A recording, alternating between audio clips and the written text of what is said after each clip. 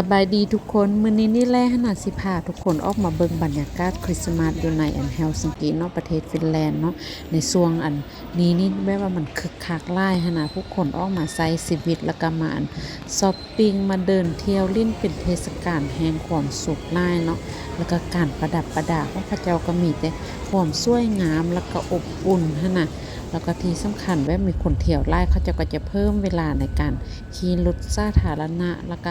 เพื่อนเป็นเลาะไปเที่ยวโดยเฉพาะอยู่ในตัวเมืองนครหลวงเฮลซิงกิเลยเนาะเพิ่นจะประดับซี่ไฟแสงซี่ให้หลายแท้หลายว่าหั่นน่ะตึกอยู่ทางหน้านี่ก็จะเป็นห้างดังอยู่ในนครหลวงเฮลซิงกิหรือว่าอยู่ในฟินแลนด์เลยหั่นน่ะส่วนหลายก็จะมีแต่ของแบรนด์เนมเนาะราคานี่ก็แบบค่อนข้างจะแพงแล้วก็ที่สำคัญหั่นน่ะยอมรับเลยว่าเขาเจ้าตกแต่งงามหลายเนาะไฟแสงซี่แล้วโดยเฉพาะแม่นเส้นทางตัวนี้นี่เลยเป็นเส้นทางที่ว่าเป็นจุดสัญลักษณ์ของนครหลวงเฮลซิงกิเลยที่ว่าแบบว่าเวลามีเทศกาลยังมีงานยังนี่นะก็จะมาจัดกันอยู่บนนี้นี่แหละบ่ว่าจะเป็นเดินขบวนของ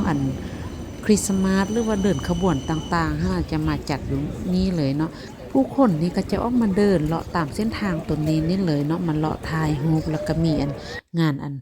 ตัวละครของมูมินที่ว่าแบบใหม่ที่ว่าเขาเจ้าเฮ็ดเป็นบรรยากาศเอามาวางแสดงไว้อยู่ในห้างอยู่บนสต็อกแมนนี่นะแม้ว่าน่าสนใจหลายผู้ใดมาก็ต้องบ่พลาดเนาะแล้วไฟแสงสีอยู่ทาง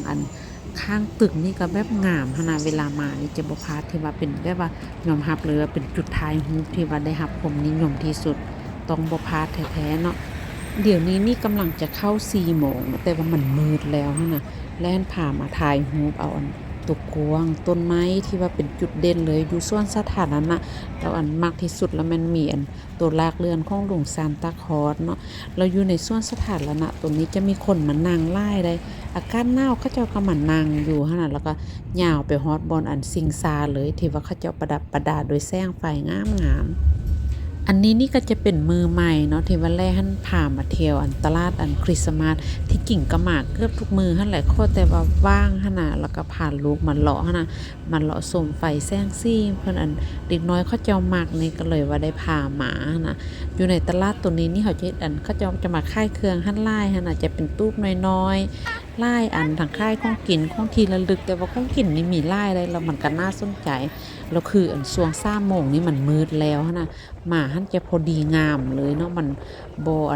มืดหลายหั้นน่ะแล้วมันพอดีเฮ็ดแสงไฟแล้วตลาดเขาเจ้าก็เฮ็ดอยู่นี่ทุกปีเลยก็จะกว้างๆแล้วก็จัดได้แบบนี้นี่แหละเนาะแล้วเขาเจ้าก็มีอาหารหั่นน่ะหลายอย่างแล้วแต่ว่าเราจะมาเลือกแล้วก็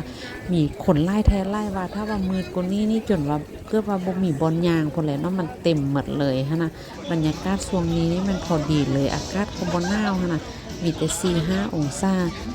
ที่สำคัญทุกๆปีหั้นน่ะเพิ่นจะให้ขี่ม้าม่วนหั้นฟรีเลยเนาะเด็กน้อยจะมาขี่ไล่แล้วก็มีผู้ปกครองมานำบ่ว่าม่วนหลายแล้วก็คึกคืนหั้นน่ะแล้วคิวก็ยาวๆมาท่าขี่ม้าม่วนนี่น่ะบางเทื่อก็รอท่าฮอดเป็น30 นาทีแม่นหยังนี่แหละแต่ว่ามันเป็นเทศกาลแห่งความสุขคือลูกชายนี่ต้องได้ขอแต่บ่มื้อเด้อบ่ได้ไปโรงเรียนพักนี่ต้องแม่นได้พามาทุกมื้อเลยหั้นน่ะบ่มีหยังมีแต่มาขี่ตัวม้านี่แหละ ขี่แล้วก็ไปเลาะเบิ่งไฟแสงสีแล้วก็แม่นพากันกลับบ้านเนาะ